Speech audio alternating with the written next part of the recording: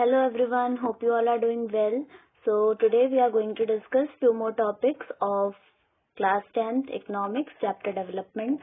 Last class में जो हमने डिस्कस किया था, अब हम उसकी एनसीईआरटी रीडिंग लगाएंगे. तो वो सबसे फर्स्ट कह रहे हैं कि हरियाणा का पर कैपिटा इनकम ज्यादा है, लेकिन जो लिटरेसी रेट और नेट अटेंडेंस रेशियो है वो केरला का ज्यादा है. राइट. तो ऐसा क्यों है? तो इसका रीजन यही है कि money in your pocket can not buy all the goods and services that you may need to live well. कि पैसा ही सब कुछ नहीं खरीद सकता जो आपको लाइफ में सर्वाइव करने के लिए चाहिए. देन दे सेज, तो इस तरह से हम बोल सकते हैं कि इनकम बाय इटसेल्फ एक एडिक्वेट इंडिकेटर नहीं है. राइट. कि जो भी गुड्स एंड सर्विसेज है वो सारे सिटीजन्स को मिलेंगी अगर इनकम है उनके पास. राइट. जैसे आप मनी से पोल्यूशन फ्री एनवायरनमेंट खरीद नहीं सकते हो, या आप ये इंश्योर नहीं कर सकते कि आपको बिना मिलावट की, अनएडल्टरेटेड मतलब बिना मिलावट की जो दवाइयाँ मिले. तो अगर आपको ऐसा करना है कि आपको बिना मिलावट की दवाइयाँ मिले, आपको पोल्यूशन फ्री एनवायरनमेंट मिले, तो आपको ऐसी कम्युनिटी में शिफ्ट ही होना पड़ेगा. तो शिफ्ट होना ही इसका एक ऑप्शन है. देन हाँ, अगर आप जो है अगर आपके पास पैसा है तो जरूरी नहीं कि आप अपने आप को इन्फेक्शियस डिसीज से बचा ही सको, क्योंकि इसके लिए क्या है, आपको अपनी पूरी कम्युनिटी का साथ चाहिए होगा. अगर सारे के सारे लोग आपकी कम्युनिटी, आपकी सोसाइटी के हेल्प करेंगे तभी आप प्रिवेंटिव मेजर्स लोगे, और प्रिवेंटिव मेजर्स लोगे तो अपने आप को इन्फेक्शियस डिसीज से प्रोटेक्ट कर लोगे. फिर वो कहते हैं कि जो बेस्ट और चीपेस्ट वे है गुड्स एंड सर्विसेज को प्रोवाइड करने का, वो यही है कि आप उनको कलेक्टिवली प्रोवाइड करो. जैसे हम सिक्योरिटी की हमने कल एग्जांपल दी थी कि अगर 100 घर हैं तो 100 घर के लिए सिक्योरिटी स्टाफ हर एक घर के लिए रखेंगे तो वो एक्सपेंसिव हो जाएगा. लेकिन अगर पूरी कम्युनिटी, पूरे जो 100 घर हैं उस कम्युनिटी के, अगर वो सभी सिक्योरिटी स्टाफ कलेक्टिवली रखें तो वो चीप भी होगा और उनको सिक्योरिटी तो मिलेगी. तो ये बेस्ट वे भी है, चीपेस्ट वे भी है, और कलेक्टिवली आपको मिल ही रही है सर्विसेज. राइट. और अगर वो बोलते हैं कि अगर जो आजकल विलेजेस वगैरह में शुरू से ही, मतलब विलेजेस में या छोटे छोटे सिटीज में या हर जगह स्कूल्स बने हुए हैं लोकेलिटी में, लोकल एरियाज में, तो वहाँ पे वो खुले क्यों हैं? क्योंकि वहाँ पे बच्चे जाते हैं, वहाँ पे चिल्ड्रन स्टडी के लिए जाते हैं. लेकिन अगर मान लेते हैं कोई एक विलेज है ए, वहाँ पे पहले 100 स्टूडेंट्स थे, लेकिन उनमें से 99 स्टूडेंट्स ने मना कर दिया जाने से, ये 99 स्टूडेंट्स ने मना कर दिया जाने से, और फिर जो एक स्टूडेंट है, अब उसके लिए तो स्कूल खुला नहीं रहेगा, तो स्कूल बंद हो जाएगा. तो अब वो बच्चा स्कूलिंग ले पाएगा तो वो कुछ फैक्टर्स पे डिपेंड करेगा. सबसे फर्स्ट, क्या उसके पेरेंट्स अफोर्ड कर पाएंगे कि वो दूसरी जगह जाके स्टडी ले. राइट. और ये थोड़ा एक्सपेंसिव भी होगा क्योंकि उसको अब ट्रेवल करके जाना होगा, तो ट्रेवलिंग एक्सपेंसेस भी ऐड हो जाएंगे. तो इस तरह से अगर कलेक्टिवली चीजें प्रोवाइड कराई जाएं, तो कलेक्टिवली चीजें प्रोवाइड कराने से ये तो सबसे पहले बेस्ट वे है और चीपेस्ट वे है. एक तो ये बेस्ट वे है और दूसरा ये चीप भी है, यानी सस्ता. फिर नेक्स्ट, केरला का लो इन्फेंट मोर्टेलिटी रेट है. राइट. जिसका मतलब है कि वहाँ पे बेसिक हेल्थ और एजुकेशनल फैसिलिटीज काफी अच्छी हैं. लेकिन वहीं दूसरी स्टेट्स में पीडीएस, एक पब्लिक डिस्ट्रीब्यूशन सिस्टम चलता है जिसमें जो है ग्रेन्स और ऐसी ग्रोसरी आइटम्स डिस्ट्रीब्यूट करी जाती हैं बिलो पॉवर्टी लाइन वाले लोगों को. तो इससे उनकी जो न्यूट्रिशनल स्टेटस है, ऐसे लोगों की जिन स्टेट्स में ये चलता है सिस्टम, वहाँ के लोगों की न्यूट्रिशनल स्टेटस काफी अच्छा है. तो ये न्यूट्रिशनल स्टेटस हम किससे कैलकुलेट करते हैं? बीएमआई से, जो हमने लास्ट वीडियो में देखा था. बीएमआई होता है वेट इन केजी अपॉन हाइट का स्क्वायर इन मीटर. तो ये बीएमआई है. इससे हम अंडर वेट, ओवर वेट और नरिश्ड ये सब देख सकते हैं.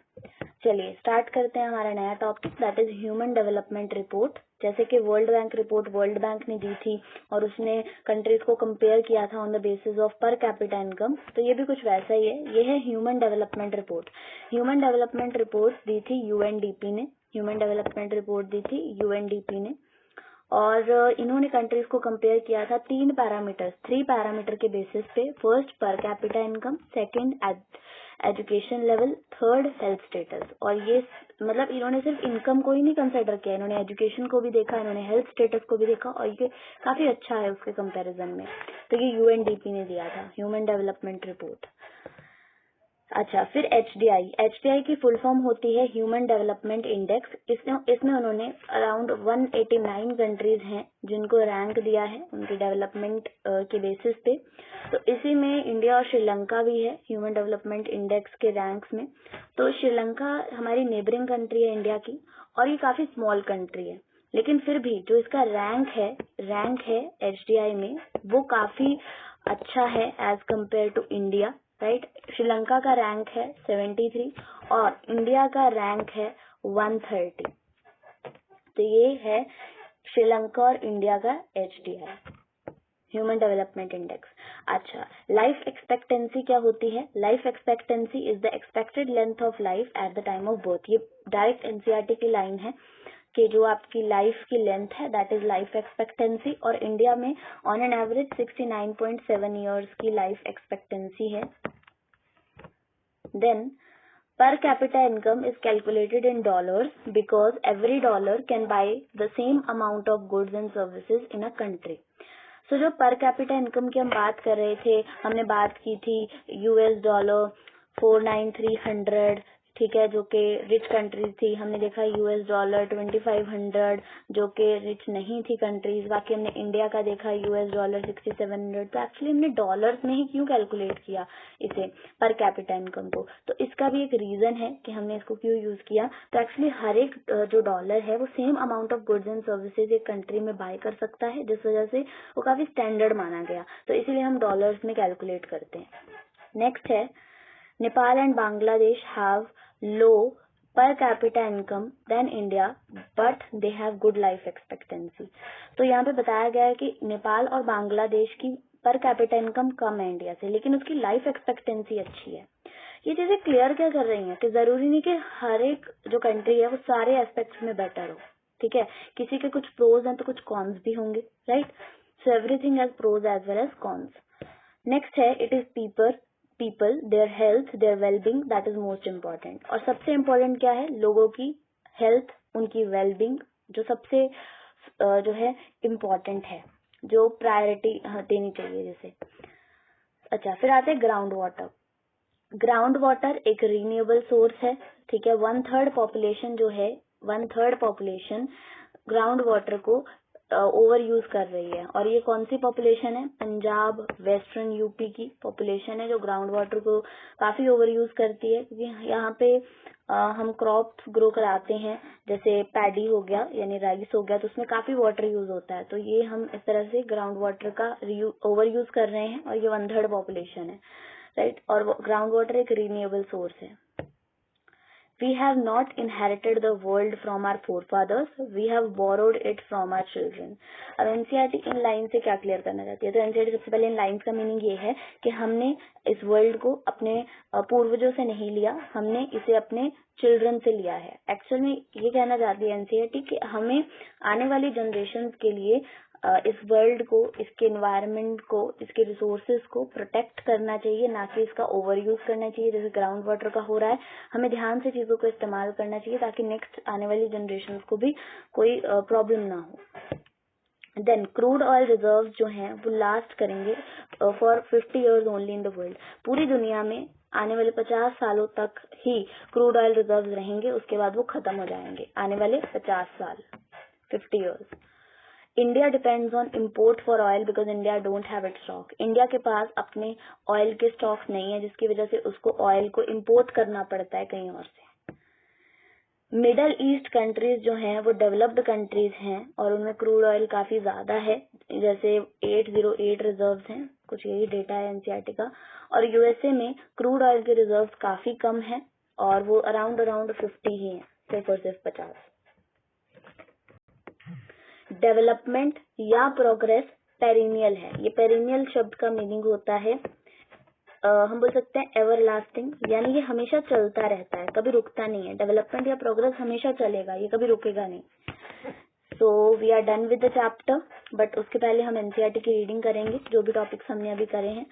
सो हमने देखा था ह्यूमन डेवलपमेंट रिपोर्ट, ये बीएमआई तो हमने लास्ट क्लास में कर लिया था, है ना, कि क्या कैसे होगा।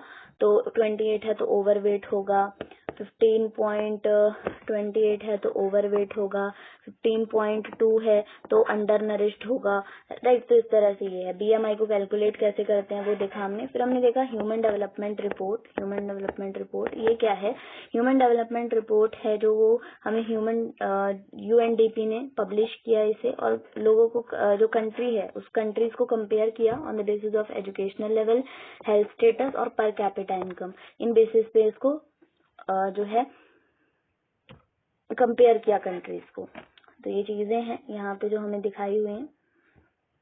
फिर उसके बाद ये एक टेबल था जहाँ पे हमें लाइफ एक्सपेक्टेंसी बताई है, जिसमें से सबसे इम्पोर्टेंट है इंडिया की जो कि 69.7, और mean years of schooling of people age 25 and above, ये तो चलो ठीक है। फिर HDI रैंक जो हमने देखा, HDI रैंक जो है इंडिया का 130 है और श्रीलंका का 73 है, और नीचे ही लिखा हुआ है HDI की फुल फॉर्म है ह्यूमन डेवलपमेंट इंडेक्स, और यहाँ पे 189 कंट्रीज को रैंक दिए हैं। लाइफ एक्सपेक्टेंसी जो है average expected length of life of a person है, राइट। पर कैपिटा इनकम को डॉलर्स में क्यों कैलकुलेट करते हैं, क्यों हम इसको कैलकुलेट करते हैं डॉलर्स में, क्योंकि every dollar by the same amount of goods and services in any country, ये हमने देख लिया। फिर उसके बाद नेक्स्ट है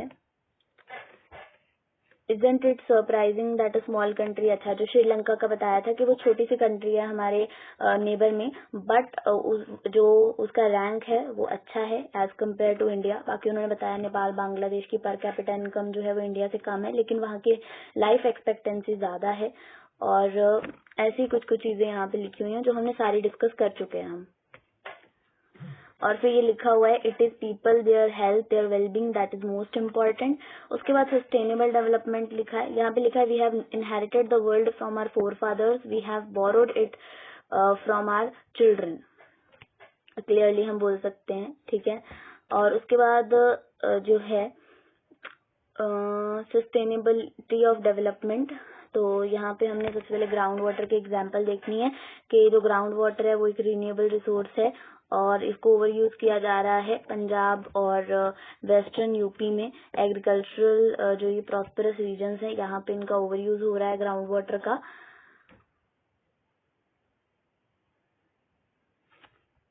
1/3 पॉपुलेशन इसको ओवर यूज कर रही है। आने वाले 25 इयर्स में 60% जो पॉपुलेशन है कंट्री की वो यही करेगी अगर present way of using this resource continuous, यानी कि अभी तो सिर्फ 1/3 पॉपुलेशन इसका ओवर यूज करेगी, बट आने वाले टाइम में और भी ज्यादा पॉपुलेशन करेगी इसका ओवर यूज आने वाले 25 सालों में। Next ground water renewable resource है, ठीक है, ये हमने बोल ही चुके हैं हम। ये रिप्लेनिश हो जाता है नेचर से, और ठीक है किससे रिप्लेनिश होता है, रेन से, मतलब रेन से ये वापस आ जाता है हमारे पास। और नॉन रिन्यूएबल रिसोर्सेज जो कि कुछ इयर्स के यूज के बाद खत्म हो जाते हैं और ये रिप्लेनिश नहीं हो पाते हैं, और इसलिए हमें उनके लिए नए नए सोर्सेज उनको रिप्लेस करने के लिए लाने पड़ते हैं, ठीक है। बट ओवर टाइम ये भी एग्जॉस्ट हो जाते हैं, जिसकी वजह से हमें नई नई चीजें ढूंढनी पड़ती हैं। बट रिन्यूएबल रिसोर्स का ये अच्छी बात है, जैसे ग्राउंड वाटर हो गया कि वो रेन से रिप्लेनिश हो जाता है। उसके बाद हमने देखा एग्जॉस्शन ऑफ नेचुरल रिसोर्सेज। हमने क्रूड ऑयल के रिजर्व की बात की कि मिडिल ईस्ट में 808 है, यूएसए में, यूनाइटेड स्टेट्स ऑफ अमेरिका में 50 है, और पूरे वर्ल्ड में 1697 है। बट ये तो इम्पोर्टेंट है, यही यहाँ पे बताया गया है। So we have completed this chapter of class 10th economics, chapter development. Hope you all enjoyed watching this video. Please like, share and subscribe the channel for watching more videos. Thank you.